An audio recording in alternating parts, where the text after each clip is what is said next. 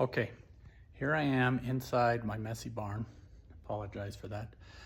I am going to make a sliding pin for my Ghost Controls zombie lock because the closer isn't quite precise enough to lock in that short of a distance accurately. So what happens is it closes, I program it perfectly, then the next time I close it, it might work.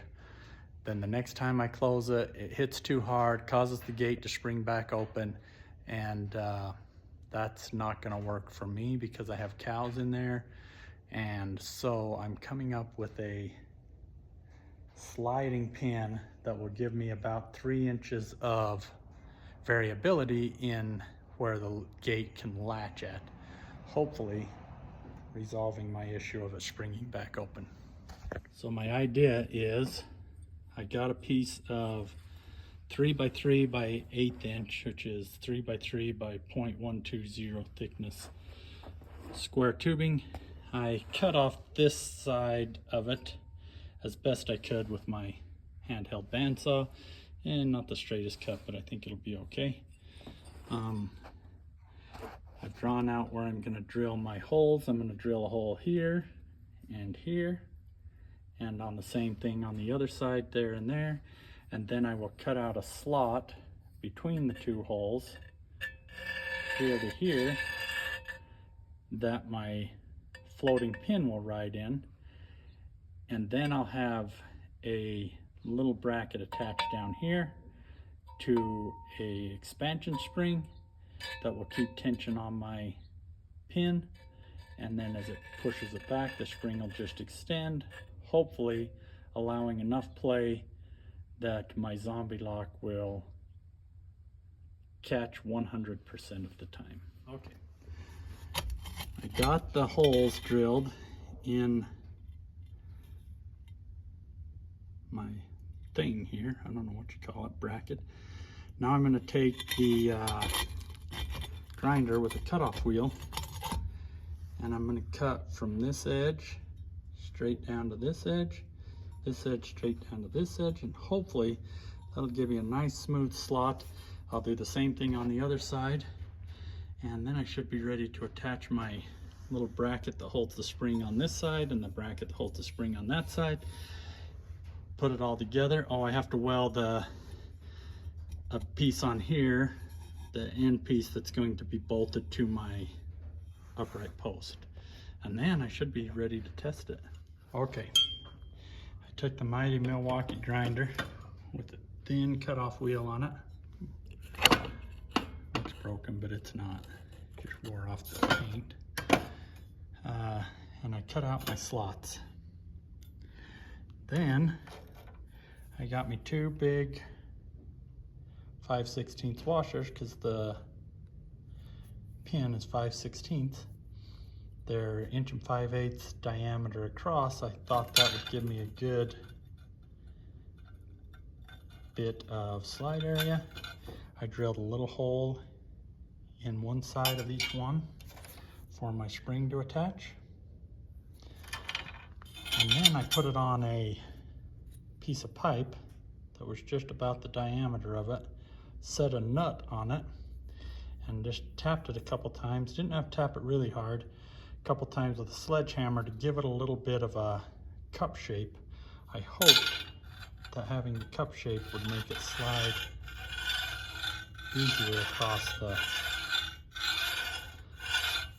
slot there. We'll see. So it's going to actually go this way.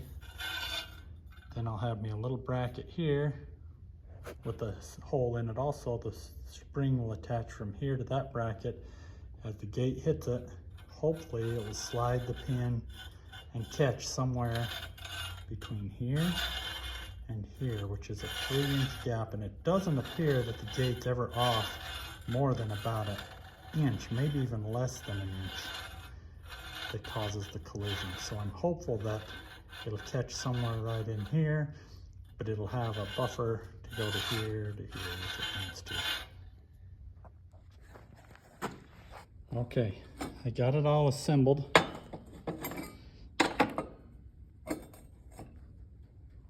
And you can see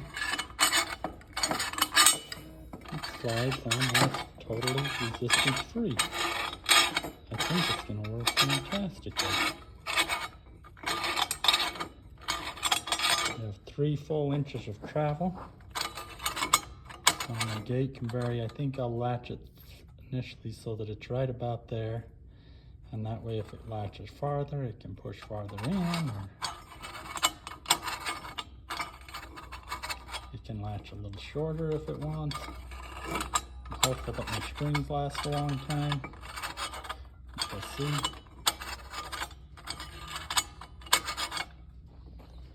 Alright, I just have to drill my hole to this side to attach it to my post on the... So the previous 2 times I shut it, it latched just barely putting any tension on the spring out here. This time it latched with almost full extension of the spring. Not quite full extension, but really close. If I had my other pin in, it definitely would have triggered it to bounce back open. Okay, I've had 4 successful latches in a row using almost the entire distance of my floating pin. A couple of them latched here, one latched all the way, a couple of them have been right in the middle. I haven't had a fail yet. This is the 5th one. Let's see how she does this time.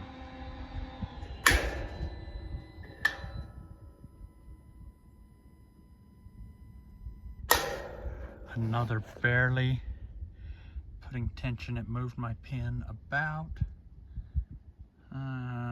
3/4 of an inch, I would say, in the slot, which is fine with me. As long as it doesn't spring back open, I don't care.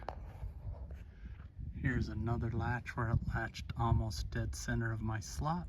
You can see the spring keeps the pin pulled tight in there. I still have plenty of play here with no collision. We'll try her one more time. This is my 7th time. I've gone 6 times without a single miss of my pin. Significant variation in where it closes, but my floating pin has worked perfectly. And it worked perfectly again. This is kind of a new spot. I've not had that mid-range towards that end hit yet.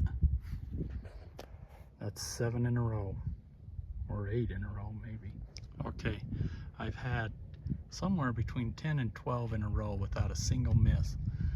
Quite a bit of variation in where it's landing with my floating pin there. But here's what it looks like when it opens up.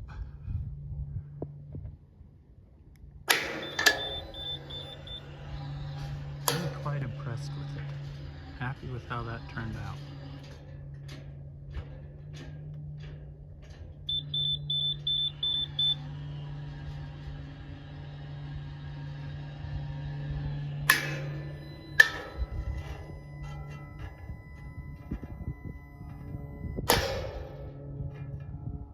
Okay, here's my whole finished product.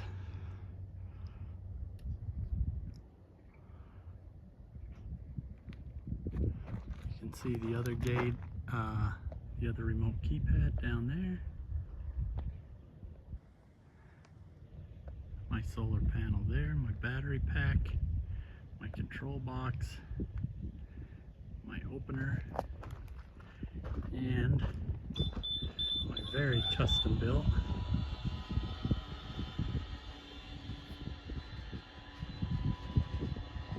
floating pin latch, which has so far over the past 15 cycles not had a single fail of my gate latching.